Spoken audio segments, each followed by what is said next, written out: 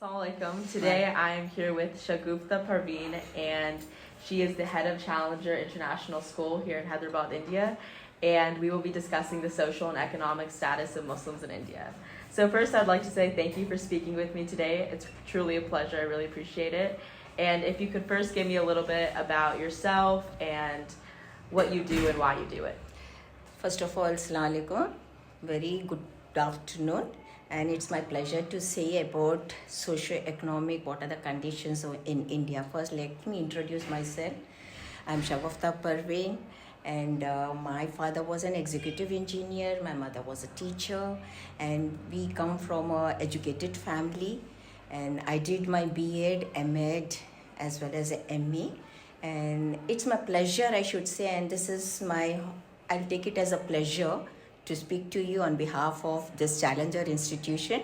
And from Challenger International School, it has come to Challenger group of institutions now. Wow. So I want to ask you a bit about yourself and how many generations of your family have lived in Hyderabad, and where did they originally come from? Actually, forefathers. We are from Hyderabad only. My grandparents, parents, right from the beginning, they are from Hyderabad. Before that, I don't know. Okay. So it's from Hyderabad. Purely, we are Hyderabadis, and we stayed in Hyderabad. We studied in Hyderabad. My parents also studied in Hyderabad, and my parents are first cousins. Okay. So it's a generation coming educated family. Okay. And did the partition of India affect your family at all? And did you have any family that left for Pakistan? Yeah, my grandfather, elder brother, that family moved to Pakistan at the time of that police action. Mm-hmm. Their family is staying in Pakistan. The entire family is there. Do you think they're living a better life in Pakistan than they would have here with the discrimination? See, when I visited to Pakistan to attend the World Conference, that is Montessori conference, I attended there. Mm-hmm. I visited their house. They are equally good there.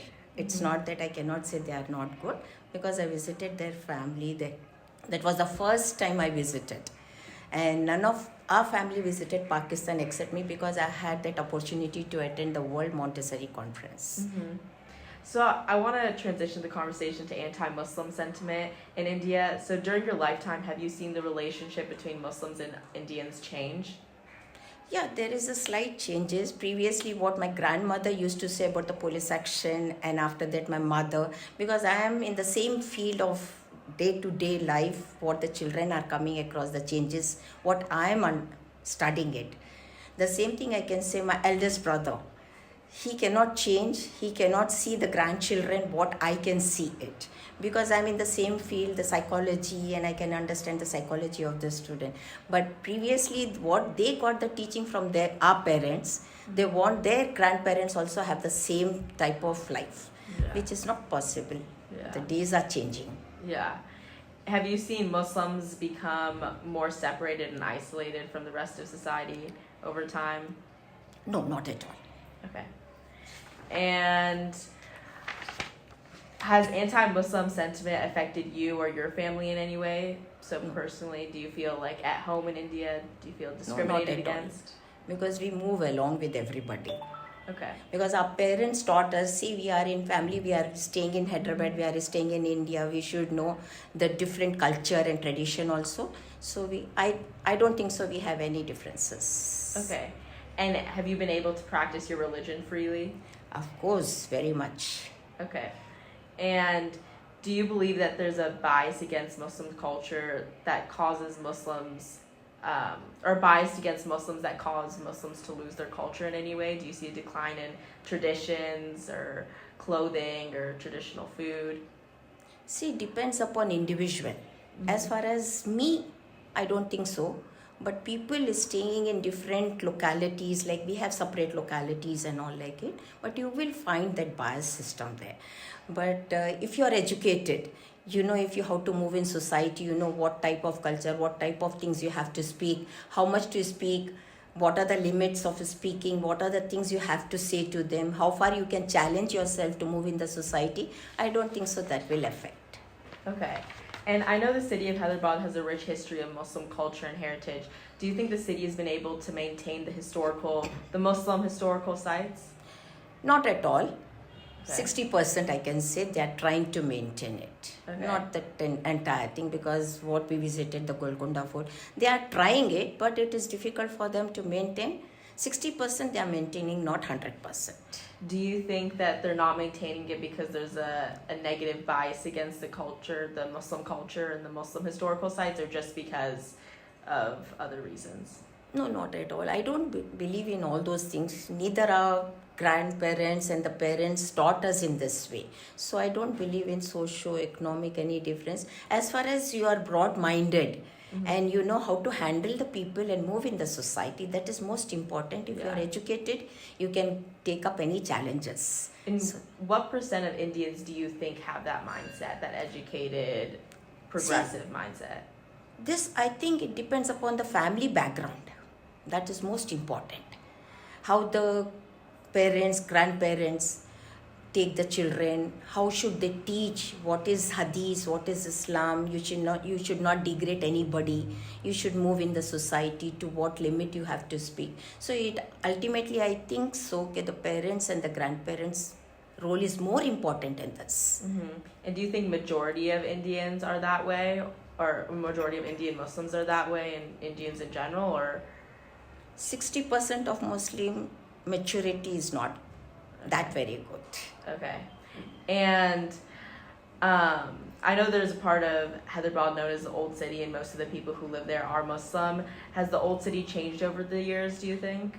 Now slowly they are changing it because of the government there. If there is an election, obviously the changes will be there. You'll find all kinds of changes. Yeah. They come door to door and they want to change. They'll have promises. So slight changes are there in the Old City, not that very much. Okay.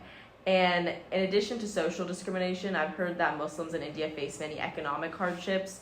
Do you feel that you've lost economic opportunities just because you're Muslim? No, not at all. Okay. At least personally, I don't feel like. Do you think other people here may feel that, other Muslims may feel that? Yeah, definitely. Yeah. And why do you think that's happening? Because of, again, the family background, one thing. The other, education. They're lacking in education. Most of the Muslims are behind. As I said, that in this school is the first generation they are studying. So now they are becoming broad-minded. So they know what to do. Yeah. And do you think life has changed for Muslims in Hyderabad from the time you were younger? And do you think the Muslims are holding the same jobs before as they are today? See, if they are educated, there is no question of stopping anybody. You can climb, you can go a higher level, you can reach to your dreams, your aims you can fulfill if you are educated. Yeah. So definitely nobody can stop you. No matter what religion, Hindu, No, I Muslim. don't believe in that, because once if I hold this seat, I don't see any discrimination among the children and the parents. But once it comes to personally, definitely I'm purely a Muslim. Okay. And so I know you were mentioning the education level versus Muslims versus non-Muslims. Do you think that there's a discrepancy between the two, like Muslims are less educated than non-Muslims, or what is your take on that? See, non-Muslims, I'll tell you, they are sincere and hardworking nowadays. The Muslims are lazy. Yeah. Sorry to say that, but obviously what I'm finding it over here, and not only here, wherever I move, if they put on their efforts sincerely with dedication, I think nobody can stop you in the life. Do you think they're less motivated because of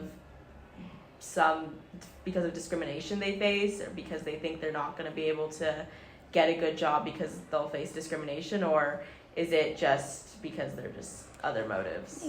Again, I'll tell you, there is no discrimination. If you are facing challenges, you know how to face up and overcome the challenge. Okay, that is more important. If you think, I cannot do it, then you can never come up in life. Take everything positive and try to solve the problem. Every problem have the solution. If you think if you cannot get it in this, try for the next thing. So I suggest there is no stoppage. If you are educated and if you know how to do it, how to carry yourself, how to present yourself, that is most important. Okay.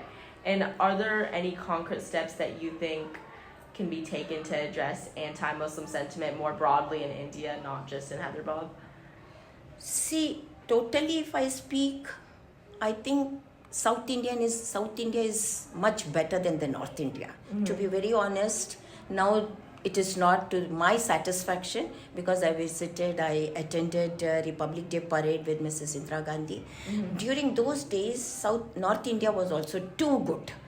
But now I don't find North India is too good. Yeah. But South India, you'll find educated people, they are humble, they are with peace loving, and there is law and order also. Till now, I hope, and it continues with the grace and the blessings of our Almighty to have the same situation in the South India. And in the North India, do you think that there's anything that can be done to address the anti-Muslim sentiment? Do you think there's anything that really needs to be addressed? To be very honest, the government should change. Okay. To be very honest. Okay. I'm not against what the policies they are following. It is not correct because this is socio-secular country and democratic. So they are not facing the democracy over here. They are not secular, this government. So I think if the government changes, everything will become normal and hope so. That's only I can say because North India, if the government changes, definitely everything will be Okay. And if you could change anything in India now, what would it be? give 100% education, make it illiteracy. That's Okay. as we have it in Kerala. So Telangana also should go for it. Okay. Money is not everything. Money you can earn if you have a good education, if you hold a good job and all like it. If you know how to plan your life, definitely you'll be successful in this world. Okay, great. That was my last question. Thank you so much. It was a pleasure. My pleasure. It's my honor to speak to you. So lovely things so that I can put my whatever I have it in my mind and heart. I can say it openly without any hesitation. Thank you very much Thank you so much. asking me such questions. Thank you very you. much.